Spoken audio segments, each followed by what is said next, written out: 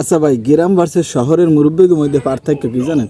গ্রামের মুরব্বীরা হইলে চাল চালাইয়া বেচতে যাইবে, আর শহরের মুরব্বীরা কিন্তু তাদের বেচতে যাইতেই পারবে না। হ্যাঁ, কারণটা কি জানেন?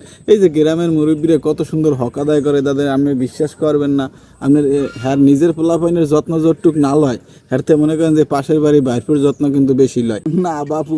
গ্রামের মুরব্বীকে সই হ্যার পোলাগ হইলে যে আল্লাহর অলি, আর মাইয়াগ হইলে জান্নাতের হুর, ঠিক আছে? কিন্তু সব খারাপ হইলে যে পাশের বাড়ি পোলা, পাশের বাড়ি মাই নাই চাষার দ্বারে হ্যার পোলাগ গইলে আল্লাহর অলি, আর মাইয়াগ গইলে যে জান্নাতের হুর, ঠিক আছে? হ্যার পোলা মাইয়ার মতো ভালো পোলা মাইয়া এই এলাকায়, অত্র এলাকায় কার মনে করেন 2-4 এলাকায় পাইবেন না, কিন্তু যত সব নষ্ট পাশের বাড়ি পোলাগ গা, ওই বাড়ির মাইয়ক গা, ঠিক আছে? ও উত্তরদের বাড়ি পোলাগ গ জন্মের খারাপ, আর দক্ষিণদের বাড়ি মাইয়ক গা, ও মাইয়া বিয়ে, ও মাইয়া ও নিয়েন না পোলার লজ্ঞা, ও জন্মের নষ্ট, বাজে পোলা ফানের লগে একসের কলেজে যাইয়ে ঘুরে ওদারে হ্যার মাইয়াছে মনে করেন যে এই এক্সট্রা ক্লাস করে। এ খবর মুরব্বী আর কয় না।